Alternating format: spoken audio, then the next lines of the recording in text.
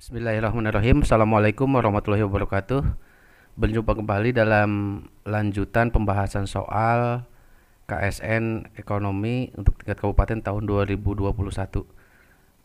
Pada kesempatan kita kali ini kita akan melanjutkan membahas soal nomor 11 sampai nomor 15. Ya, kita lihat untuk soal nomor 11 ini dalam bahasa Inggris. Ini faktor-faktor yang bisa menyebabkan pergeseran kurva penawaran shift supply, kurva penawaran ini shifting, ada pergeseran. Nah, ini tentang materi eh, movement dan shifting kurva. Jadi ada pergerakan di titik kurvanya dan ada pergeseran kurvanya. Ini nanti kita harus bahas kembali ini. Nah, kita lihat kalau di translate dalam bahasa Inggris, dalam bahasa Indonesia seperti ini. Faktor-faktor yang dapat menggeser kurva penawaran, ya, kecuali. Nah, yang perlu di garis bawahi ada apa? Ada pergerakan di sepanjang kurva dan ada pergeseran kurvanya. Kalau pergerakan di sepanjang kurva itu dipengaruhi oleh harga barangnya sendiri. Tapi kalau dipengaruhi oleh selain harga, nah nanti akan ada pergeseran. Kalau penawaran bisa bergeser ke kanan, bisa juga bergeser ke sebelah kiri. Kalau permintaan berarti bergeser ke kanan atas atau ke kiri bawah, seperti itu. Jadi kalau ada pergeseran, perubahannya karena ada perubahan harga, itu bergeraknya di sepanjang kurvanya. Di sepanjang kurvanya. Bisa permintaan, bisa bergerak di kurva penawaran. Tidak mengakibatkan pergeseran kurvanya, tapi hanya ada di sepanjang garis kurvanya. Nah, kalau di soal ini kurvanya bergeser. Berarti bukan dari perubahan harga penyebabnya. Nah, kita lihat dulu, lihat harganya, harga. Ini lihat bentuk kurvanya, ini kurva penawaran. Kalau diilustrasikan seperti ini. Ini S supply awal. Ini garisnya gradient slope-nya slope positif nih, dari kiri bawah ke kanan atas. Ini penawaran. Nah, kita contohkan dalam satu titik, ini pada tingkat harga awal, ini kuantitas awal. Nah, ini kalau penawaran, kalau harganya naik, maka kuantitasnya akan bertambah. Bergerak di sepanjang kurvanya. Ini bergerak di sepanjang kurvanya. Kalau penyebab perubahannya dari harga. Kalau harganya turun, maka titiknya akan ada di sini. Jadi jumlah yang ditawarkannya akan berkurang. Jadi bergeraknya di sepanjang kurva. Nah, berbeda lagi kalau yang menyebabkan perubahannya selain harga. Nah, kalau selain harga bisa bergeser ke kanan bawah nih. Jadi menjadi penawaran kondisi yang pertama, atau bisa bergerak juga ke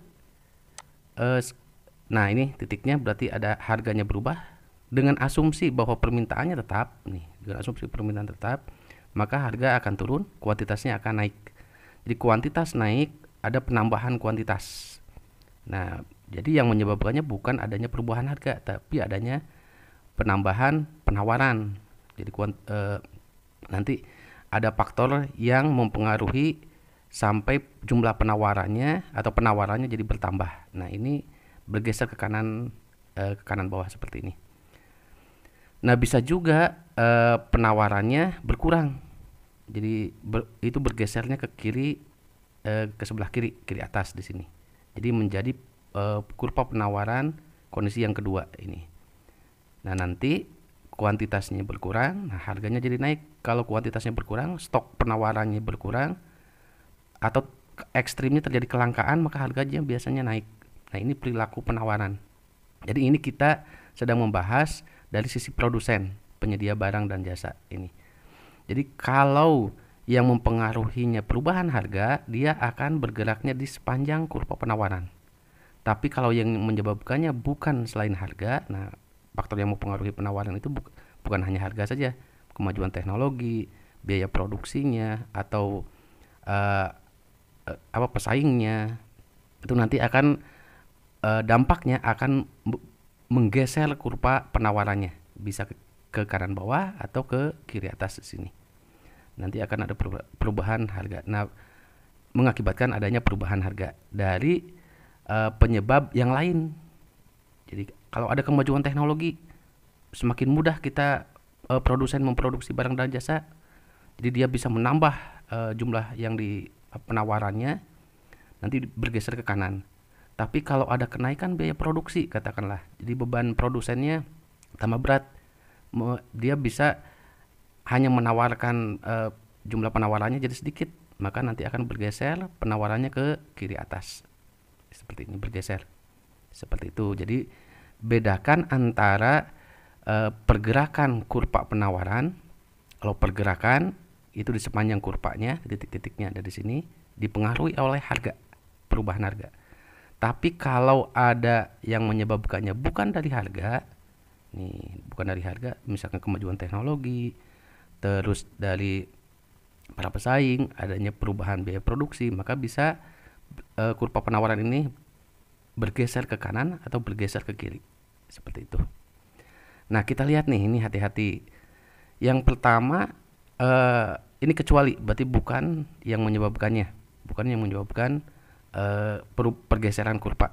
Harga masukan atau input price. Input price ini bukan berarti harga, bukan. Tapi harga faktor-faktor produksinya. Ini berkaitan dengan biaya produksinya. Jadi kalau biaya produksinya murah, maka jumlah penawarannya akan, atau sisi penawarannya akan bisa ditambah oleh produsen-produsen, lebih semangat lagi memproduksi barang kalau biaya produksinya murah. Tapi kalau biaya produksinya mahal, ada kenaikan BBM misalkan, maka biasanya jumlah penawarannya akan dikurangi, sehingga supply-nya akan bergeser ke kiri atas nih, ke kiri seperti ini. Nah, berikutnya berarti harga masukan ini mempengaruhi ini, harga masukan. Bedakan dengan harga keluaran. Ini input price, berarti harga faktor-faktor produksinya. Bahan baku, tenaga kerja, segala macam. Terus adanya perubahan preferensi, ini selera nih. Nah, di sini harus diperhatikan bahwa kalau selera itu cenderungnya bisa bisa membuat pergeseran kurva, tapi bukan di sisi produsen, tapi di sisi konsumen, selera. Nah, ini berarti sudah bisa dipastikan bahwa jawabannya yang B. Tapi kita lihat nih, perubahan teknologi, ya betul, ini bisa mempengaruhi pergeseran penawaran. Kalau perubahan teknologinya maju, lebih mudah memproduksi, lebih semangat lagi menambah penawarannya. Sisi produsen lebih semangat menambah jumlah yang diproduksinya. Tapi kalau teknologinya tidak mumpuni atau tidak bisa menjawab dalam memproduksi barang dan jasa, sehingga biaya produksinya mahal, maka jumlah yang diproduksinya akan sedikit, sisi penawarannya akan berkurang. Seperti itu. Jadi perubahan teknologi ini berpengaruh terhadap teknik dalam memproduksi barang. Seperti itu. Ekspektasi harga masa depan, ya betul. Kalau harga masa depannya dirasakan akan sangat menguntungkan, bisa saja jumlah penawarannya akan ditambah oleh produsen, lebih semangat. Tapi kalau kemungkinan harga di masa yang akan datang akan hancur, katakanlah akan jelek menurut sisi produsen, maka untuk apa banyak-banyak memproduksi? Jadi dikurangi, seperti itu. Jumlah pemasok pasar, semakin sedikit jumlah pemasok pasar, maka akan ditambah banyak. Produsen akan semakin menambah jumlah penawarannya. Ini kesempatan nih. Produsen hanya sedikit yang memproduksi barang sejenis.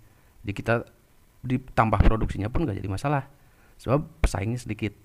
Tapi kalau jumlah pemasok pasarnya banyak, nah ini hati-hati biasanya. Jumlah penawarannya pun biasanya harus dianalisis dulu kekuatan kita dalam menguasai pasarnya.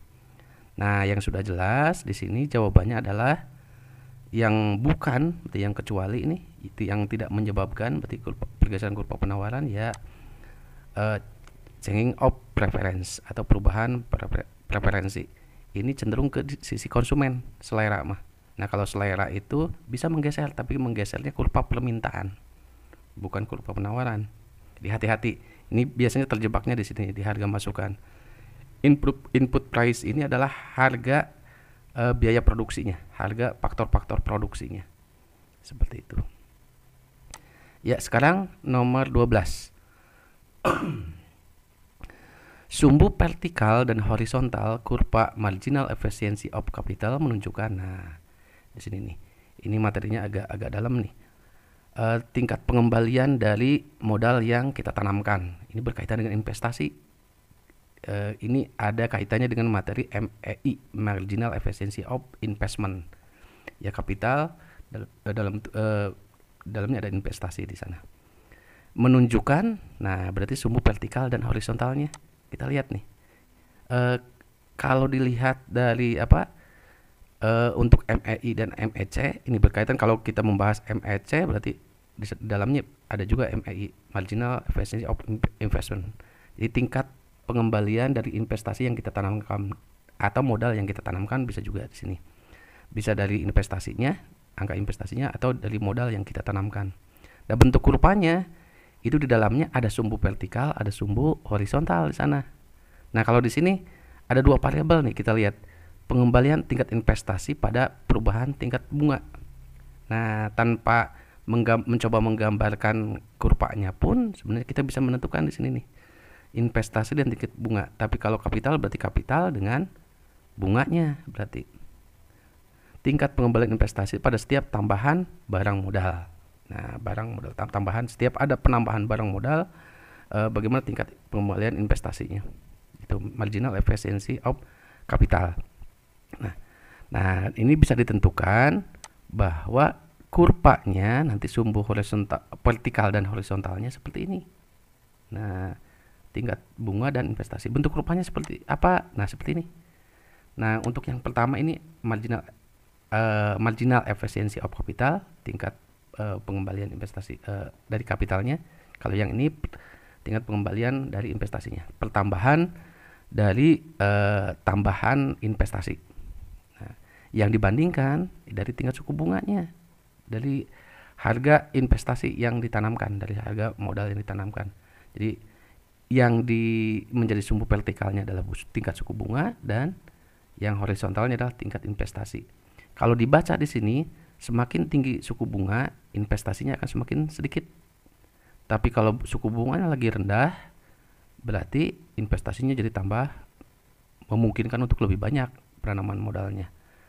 Jadi kalau suku bunganya lagi tinggi-tingginya, biasanya investasinya akan sedikit. Nah, itu. Berarti jawabannya nih yang nomor 12 ini.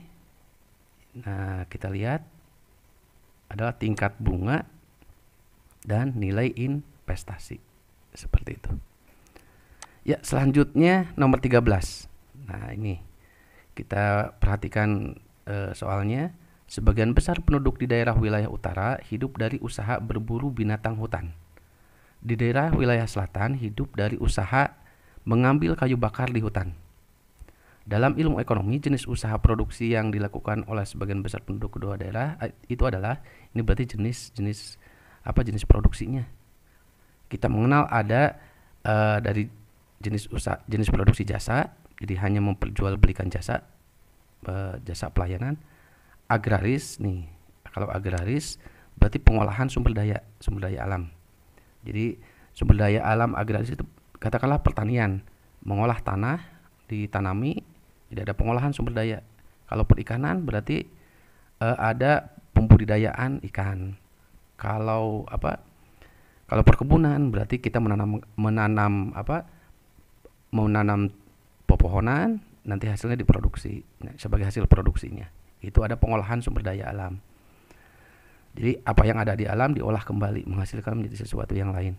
Terus berikutnya industri. Kalau industri sudah jelas nih, ada kegiatan produksi dari bahan baku menjadi setengah jadi, menjadi barang jadi, seperti itu. Itu kegiatan industri. Nah, sekarang ekstraktif nih, mengambil, memanfaatkan yang ada di alam untuk kegiatan konsumsi tentu saja. Nah, ini cenderungnya ke sini nih, ekstraktif. Bukan cenderungnya ke sini, memang ini jawabannya ekstraktif, mengambil, memanfaatkan yang ada di alam.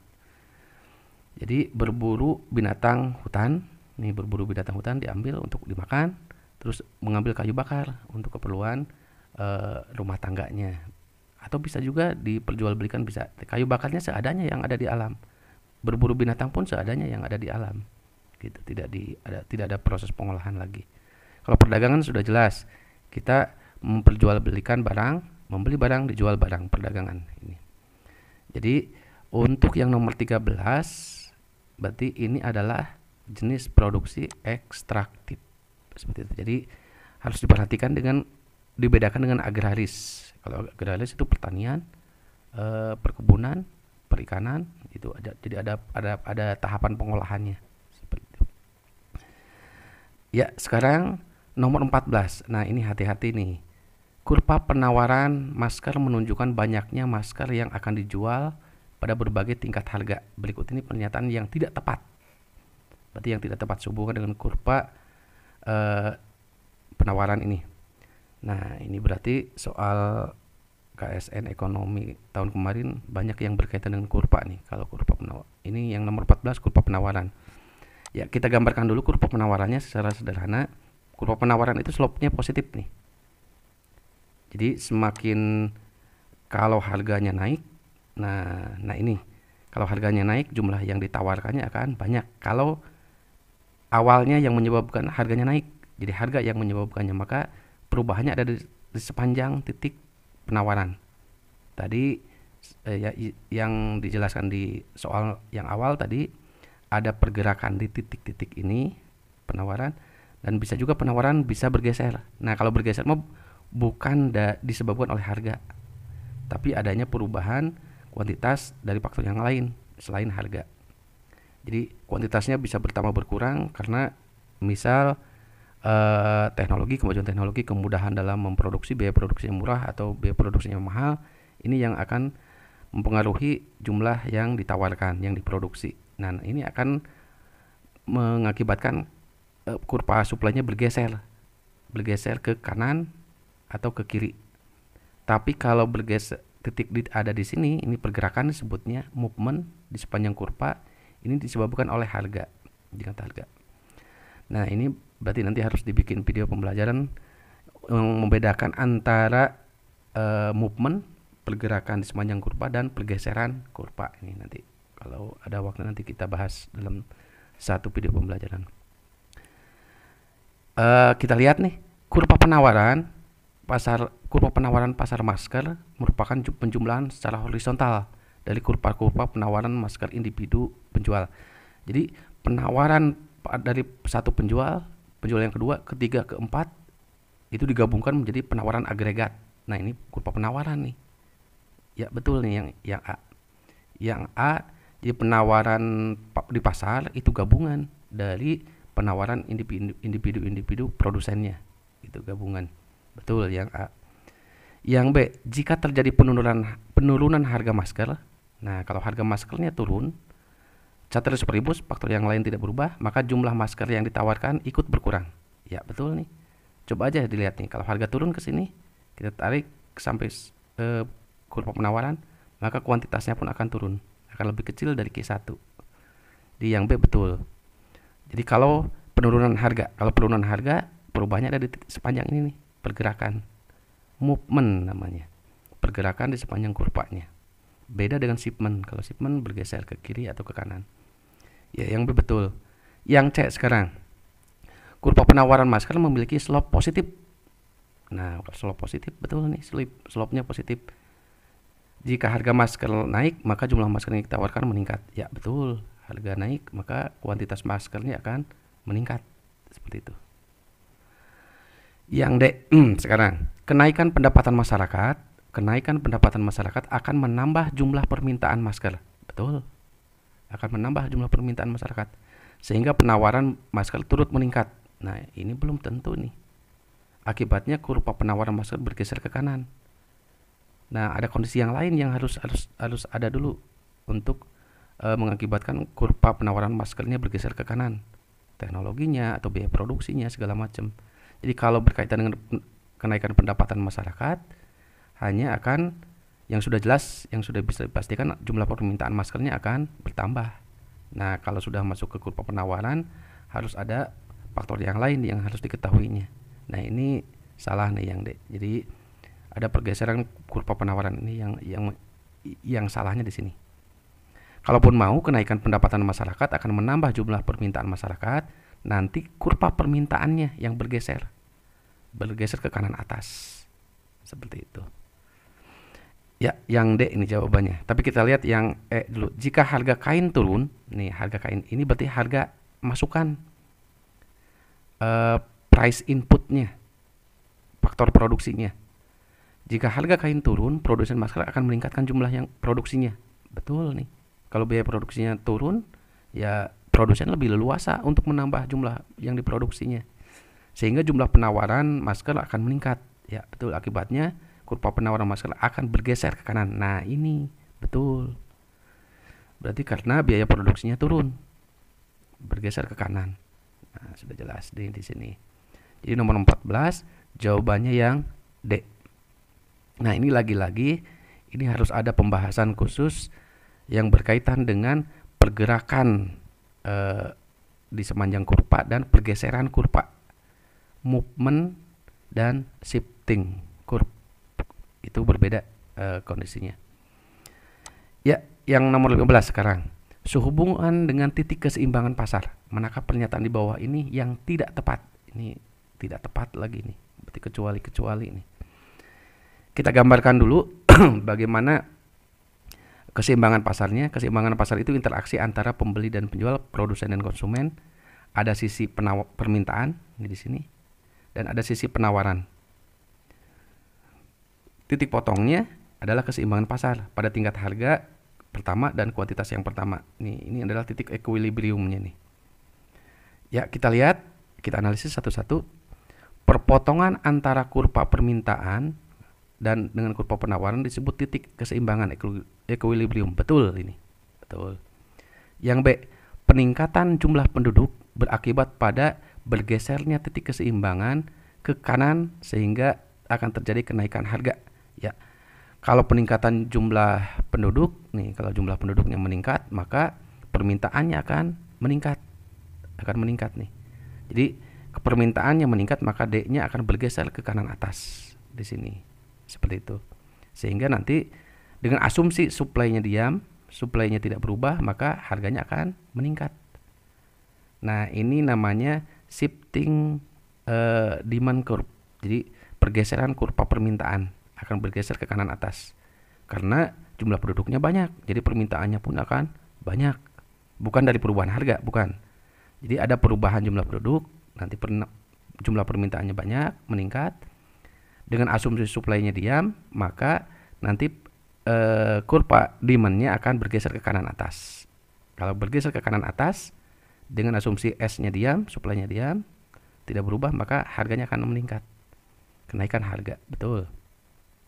Yang C sekarang. Pada harga keseimbangan jumlah barang yang ingin dan mampu dibeli oleh pembeli sama dengan jumlah yang ingin dan benar-benar dijual. Nah, ini berarti kesepakatan antara pembeli dan penjual.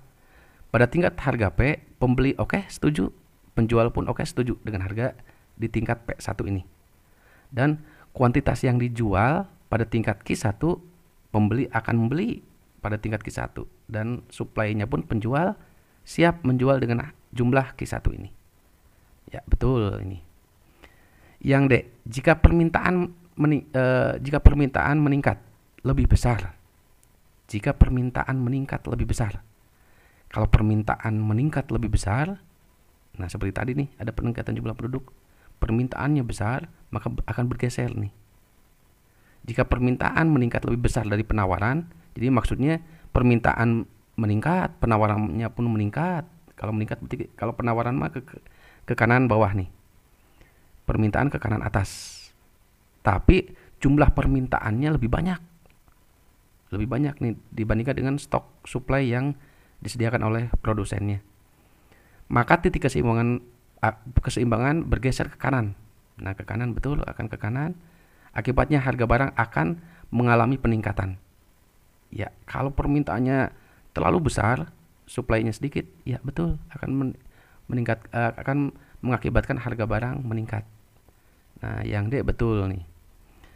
Pak, bagaimana kalau seandainya sisi penawarannya pun meningkat lagi dengan jumlah yang sama? Ini kemungkinannya harganya akan diam.